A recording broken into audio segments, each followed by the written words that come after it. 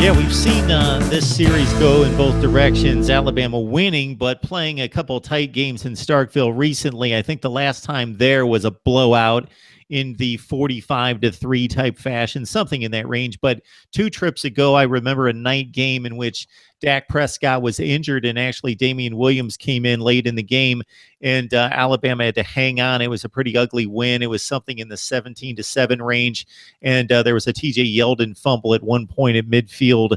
That might have been the 2013 game, possibly, in which it was pretty tight.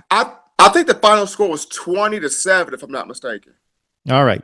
I was off by a field goal. Steven, always here to correct me and jump in and make things right. Yeah, the 20-7 sounds about right. So, of course, Mississippi State, pretty substantial underdog in this one, but not of monumental portion.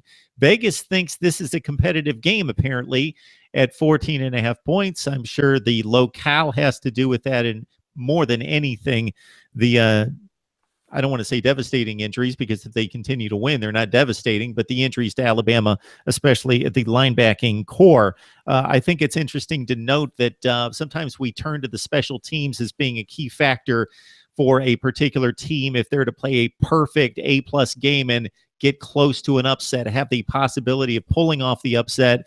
And for that, J.K. Scott's only allowed it 2 returned punts this season. So there's not likely to be return yardage for Mississippi State, lost yardage that they can gain and try to flip the field, at least when they're returning the punts, because J.K. Scott back on his game here, Stephen, in 2017. J.K. Scott had the best game of his career last week. And he's unarguably, since he arrived in Tuscaloosa 2014 from Denver, Colorado, J.K. Scott unarguably the most consistent player in this program. And he may have a moment here from time to time where he may shank a punt, but against LSU, you want to talk about calm, cool, collected. The Alabama LSU game was a game where NFL scouts are looking at offensive linemen, defensive backs, linebackers, wide receivers,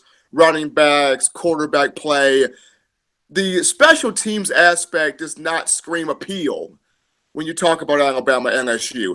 NFL scouts are not fixated on punters. But J.K. Scott commanded attention last week. We're talking 8 punts for 413 yards, averaged 51.6 yards a boot. Longest boot traveled 58 yards. 6 of his 8 punts pinned LSU inside the 20. And the biggest stat, Alabama had 6 sacks against the Tigers. 5 of the 6 sacks came following a J.K. Scott punt. He did an unbelievable job. Best game of his career, best game by him all season. And with the injuries happening, he goes to really be an impact player and an impactful weapon, because despite the medical mishaps, when you have a guy that's flipping the field like that, it gives your defense so much juice, so much energy when they come back on the field, knowing that this other team is backed up inside their own 20.